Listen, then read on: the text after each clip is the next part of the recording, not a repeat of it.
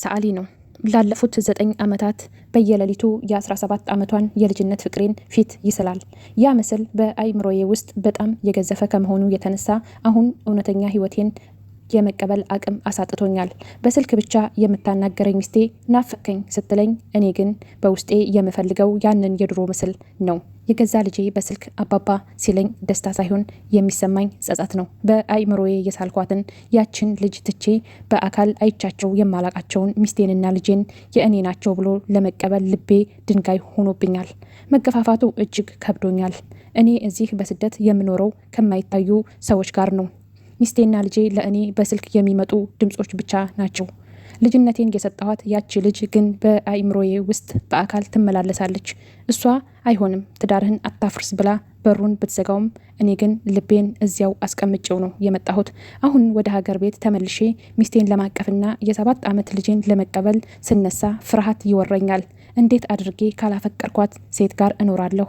እንዴትስ የማላቀውን ልጅ አባት እሆናለሁ የሚለው ጥያቄ ሰላም ነስቶኛል። በአይምሮዬ ካለችው ፍቅሬ መላቀቅና ወደ እውነተኛ ትዳሬ መሻገር ገደል ሆኖብኛል። ቀኑን ሙሉ በስራ ብደክምም ሌሊት ግን በአይምሮዬ ወደ ቀድሞ ሰፈር ይወስደኛል። እዚያ ሰፈር ውስጥ ያቺ የ17 ዓመት ልጅ፣ እውነታው ግን ሌላ ነው። አገር ቤት ሚስት አለችኝ፣ ልጄም አድጎ 7 ዓመት ሆኖታል። እኔ ግን ዛሬም ድረስ ያንን የድሮ ህልም ሙጥኝ ብዬ እኖራለሁ። እውነተኛ ሚስቴንና ልጄን ለመቀበል የልቤን በር መክፈት አቅቶኛል። ምክንያቱም በሩን የቆለፈችው ያቺ የልጅነት ትዝታ ናት። እሷ ስታገባ ይቆርጥልኛል እያልኩ ራሴን አታልላለሁ። ነገር ግን እውነቱ አይምሮዬ ካለው የቅዠት ፍቅር ወጥቼ ወደ እውነተኛው ቤተሰቤና ልጄ የምቀበለው ጉዞ ከተራራ በላይ የከበደኝ ሆኗል። አሰላሙ አለይኩም። ታሪኬን ላካፍላችሁ። ስሜ ይቆያችሁ። ነገ ከነገ ወዲያ በህይወት መስመር ላይ የኔ ታሪክ ይጠቅማችኋል። የህይወቴ ታሪክ እንዲህ ይጀምራል። የ17 ዓመቱ የልብ ሙሽራና የህይወት እውነታ። ተወልጄ ባደኩባት በዚያች አረንጓዴዋ የገጠር ከተማ ውስጥ ነበር ሁሉም ነገር የጀመረው። አየሩ ንጹህ፣ ሰዎቹ ልባቸው የዋህ በነበረበት በዚያ ዘመን ህይወቴን ሙሉ በሙሉ የሚቀይር አንድ ተአምር ተከሰተ። ገና በታዳጊነቷ አየኋት። ገና በአይን እይታ ብቻ የልጅነት ፍቅሯ በልቤ ነደደ፣ በአይኔ ገባ። ከዚያን ቀን ጀምሮ ለ3 ዓመታት ያህል እኔ የእሷ እውነተኛ ጥላ ሆንኩ። ትምህርት ቤት ደብተሯን አቅፋ ወደ ትምህርት ቤት ስትሄድ ከበስተጀርባዋ እከተላት ነበር። የቧንቧ ውሃ ለመቅዳት ጃርከኗን ይዛ ወደ ወንዝ ስትወርድ ደህንነቷን ለመጠበቅ እከተላታለሁ። ለቤት ዕቃ ለማምጣት ሱቅ ስትላክ እንኳ ከአይኔ አላርቃትም ነበር። ሁሌም በሄደችበት እከተላታለሁ። እኔ በፍቅር ስቃጠል፣ እሷ ግን ዝምታን መረጠች። እሺ ብላ ተስፋ አልሰጠችኝም፣ እምቢ ብላም ልቤን አልሰበረችውም። በዚያው እንቆቅልሽ ዝምታ ውስጥ እያለን ህይወት የራሷ የሆነ ጨካኝ እቅድ ነበራት። የገጠር ከተማችን ሁለታችንን አቅፋ መያዝ አልቻለችም። ንፋስ የበተነው ቅጠል ሆንን። እኔ የተሻለ ህይወት ፍለጋ የባህር ማዶን ስደት መረጥኩ። እሷም ለስራ ፍለጋ ወደ ሌላ ከተማ ተጓዘች። ሁለታችንም በተለያየ አቅጣጫ ተበተን። ከ5 ዓመታት የስደት ኑሮ በኋላ የናፈቀችኝን ሀገሬን ለመጠየቅ በረርኩ። ሀገር ቤት እንደገባው ግን ያልጠበቅኩት ነገር ሆነ። ያቺ ዝምተኛዋ የልጅነት ፍቅሬ አፈላልጋ አገኘችኝ። በልቤ ውስጥ የነበረው ፍቅር እንደ ትላንቱ የበረታ ቢሆንም ውስጤን ግን አንድ መጥፎ ጥርጣሬ ወረረው። በፊት በባዶ እጄ ስባዝንላት ፊት አልነሳችኝም ነበር። ዛሬ በስደት ገንዘብ ስላገኘው ይሆን የፈለገችኝ የሚል የክፋት ሀሳብ ጭንቅላቴን አወከው። በወንድነቴ የመጣ እልህና ኩራት እውነተኛ ፍቅሬን አሸነፈው። መጥታ ስታገኘኝ ፊት ነሳኋት፣ አራኳት። ልቤ ግን እዚያው እሷ ዘንድ ቀርቶ ነበር። ወደ ስደት ሀገር ከተመለስኩ በኋላም በስልክ እናወራ ነበር። ነገር ግን ሁለታችንም እልከኞችና ቲብተኞች ሆን። ማንም ዝቅ ማለት አልፈለገም። እኔ በዚያው በልጅነት እልህ ውስጥ እየነደርኩ ሳለ ህይወቴን ሙሉ የሚቀይር ሌላ የተሳሳተ ውሳኔ ወሰንኩ።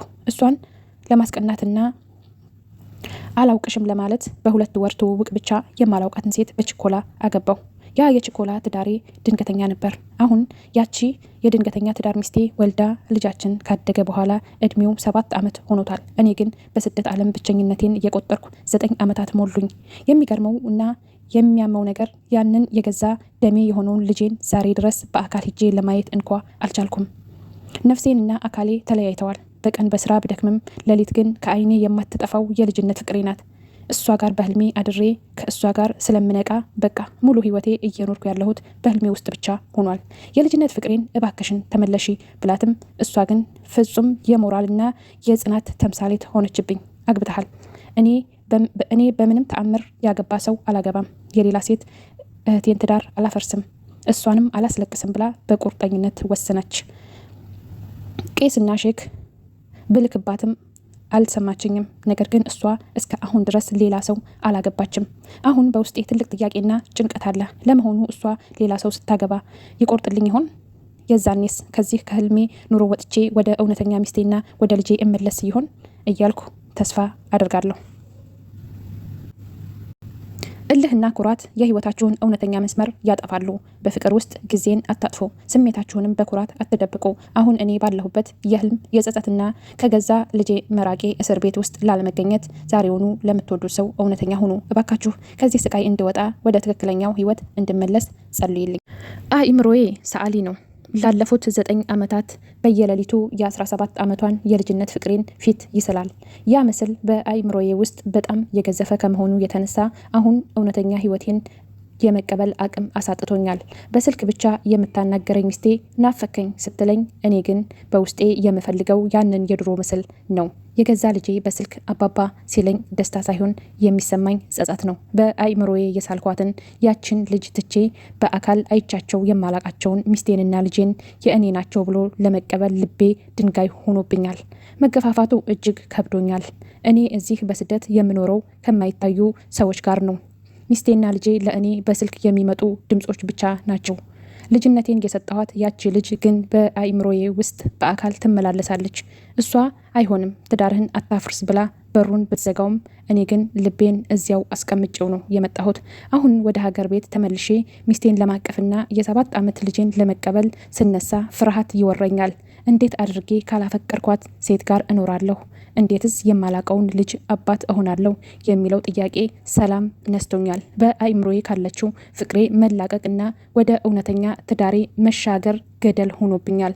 ቀኑን ሙሉ በስራ ብደክምም ሌሊት ግን በአእምሮዬ ወደ ቀድሞ ሰፈር ይወስደኛል። እዚያ ሰፈር ውስጥ ያቺ የ17 ዓመት ልጅ፣ እውነታው ግን ሌላ ነው። አገር ቤት ሚስት አለችኝ፣ ልጄም አድጎ 7 ዓመት ሆኖታል። እኔ ግን ዛሬም ድረስ ያንን የድሮ ህልም ሙጥኝ ብዬ እኖራለሁ። እውነተኛ ሚስቴንና ልጄን ለመቀበል የልቤን በር መክፈት አቅቶኛል። ምክንያቱም በሩን የቆለፈችው ያቺ የልጅነት ትዝታ ናት። እሷ ስታገባ ይቆርጥልኛል እያልኩ ራሴን አታልላለሁ።